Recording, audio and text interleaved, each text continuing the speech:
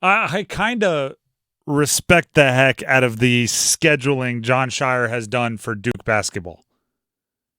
Because it's funny to just see an entire season where they discuss, and when I say they, I mean everyone that followed college basketball, how you can game the system, how an entire conference can game the system to making everyone think they're better than they are, and use that to get more teams in the NCAA tournament, use that to get more rankings, higher ranked teams, and then only to have Duke, one of the premier programs in the country, go, yeah, we hear what you're saying, but no.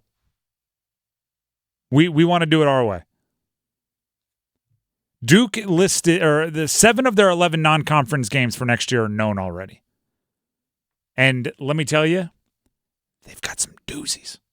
7 of their 11 non-conference games are known. 4 of them would probably be the best non-conference game of any Big 12 team.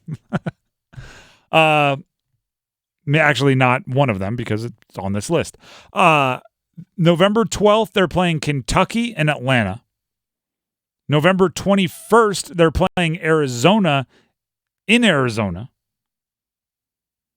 On an unknown date, they're playing Kansas in Las Vegas.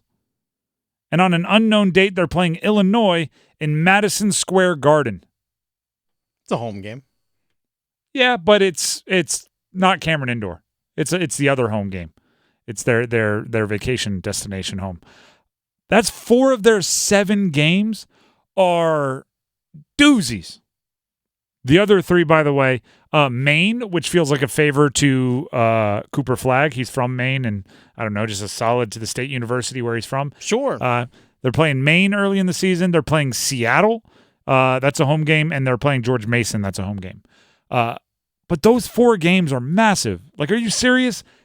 If you were to just list Blue Bloods, Kentucky, Arizona, Kansas are on that list.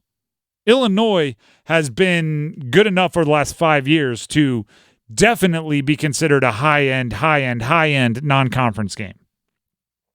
We just watched the Big 12 play nobody, essentially, outside of Kansas. Meaning Kansas played other people, but everybody else didn't play anybody, and because of that, their in-conference schedule became a little echo chamber of, here, you get some net ranking points, you get some net ranking points, you get some net ranking points, and they just bounced around walls like they were running through a mirror maze, just bink, bink, bink, bink, and eventually they all kind of were ranked in the top 25, and we weren't really sure why. And Duke said, okay, so if everybody in the ACC plays very, very weak non-conference schedule, we can all artificially, whether we deserve it or not, raise our conference's standing. Okay. What if most of our non-conference games were against super highly rated Blue Bloods? What would that do? Well, here's what it would do. Probably make you more battle-tested, right? Probably expose your flaws earlier in the season. So if you have to fix them, if you have to change something, if you need to wake up, you'll do that earlier in the season. I want to get ahead of this. Rankers, analysts, power rankers, voters in the polls, the selection committee. You already have the ACC ranked too low. Because look at, like, of those 4 games, Kentucky, Arizona, Kansas, Illinois, Duke's going to lose. They'll win some of them, they'll lose some of them, whether it's 3-1, 2-2, 1-3. Like, they're going to win some, they're going to lose some. Can you easily see them going 2-2. Easily. And that will probably take them from, they'll be a top 5 team in the country preseason, maybe top 1 or 2. And then they'll drop all the way down to 17th, right? Because they're losing games that other conferences simply aren't playing. And then guess what's going to happen? In the ACC, Duke's going to play who's a team that's going to be on the bubble? Pitt. And Pitt's going to lose to Duke. And everyone's going to go, they lost to the 17th team in the country. When in actuality, they lost to the second best team in the country. They just played a tougher schedule than everybody above them. And then Pitt's going to beat someone else, and they're going, Pitt's no good. They just got smacked by Duke. And Pitt's going to beat Syracuse, and it's going to ruin their bubble. Every year. Every year. And then guess what's going to happen? And this isn't even like, if we were playing the bold prediction game, this wouldn't get a bell for bold enough. The ACC is going to have like 4 or 5 teams in the NCAA tournament, and everybody's going to say the ACC is down, and everybody's going to say the ACC had a down year, and they're going to throw things like non-conference schedules and non-conference win-loss and net rankings in our face. Good old net. And then there's going to be 3 teams from the ACC in the Elite Eight, and there's going to be 1 or 2 in the Final Four, and it's going to play out like that because it plays out like that every year. And Duke's decision, and I'm just using them because the Seattle game was just announced, so I looked at their non-conference schedule and saw this. But Duke's decision is kind of what ensures that.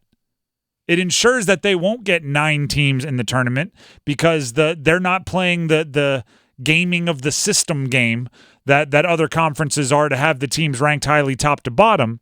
But their decisions are making them better suited for a postseason run.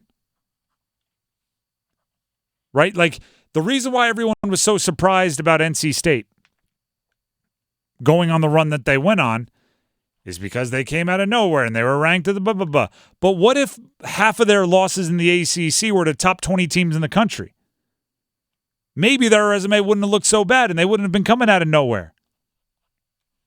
They would have had close losses to a bunch of top teams.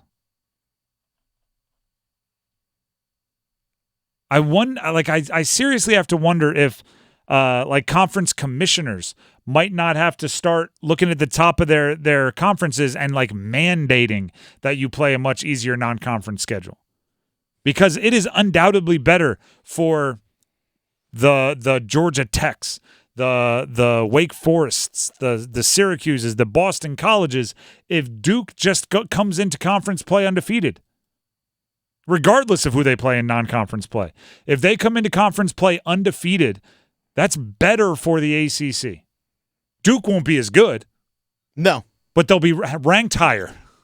I mean, here's the thing, though. Is like, what if Duke, with their tough non-conference schedule, does go undefeated in non-conference play? Then you really are boosting everyone. Yes. Like, there is the take of that as well. That is the highest of the rewards. And then you start talking about, like, you know, is Cooper Flagg the second coming of, like, you know, Christian Laettner or something? I mean, you start asking those questions because that, like, if you beat Kentucky, Arizona, Kansas, and Illinois in your non-conference schedule and you lose 2 or 3 games in your conference schedule to the right teams, you're looking at like a slam dunk 1 seed. And if you win the national championship and ACC championship, you're looking at like all-time lists. So if Duke has maybe that's it. Maybe Scheyer knows he's got, you know, he's the person walking into a bowling alley and you don't know if it's a duffel bag or if it's his own ball and own shoes and own wrist guard. And he's like, you guys don't know what I'm bringing to the table. That happened one year. We did in training camp in college. Coach did the whole, you show up and in the locker room written on the whiteboard, it says, you know, don't put your pads on. We're going bowling.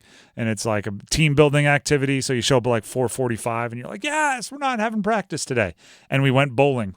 And Ryan Cobb, one of my tight ends, showed up with a little like rolly bag. And we were like, what the heck are you doing? Pulled out his own ball, his own shoes, his own wrist guard. He had been on the bowling team in high school. And we were playing for suicides. We were playing for run, like conditioning. So every team got paired up. And if you got first, you didn't run at all. Second, you only ran 1. Third, all the way on down. Ryan Cobb's team won by so much. He bowled like a 265 or something like that. We had guys that were asking to use bumpers. He's out there just like, you know, who do you think you are? I am. He was out there just crushing it. Maybe that's Jon Scheyer. He's rolling in knowing, like, I got something for you. Line up every best team in the country because we're gonna roll through them. Maybe he's that quiet, confident guy. Maybe. And if that's the case, the ACC should be pretty fun next year. Walking in there, obviously you're not a golfer. Yeah, exactly.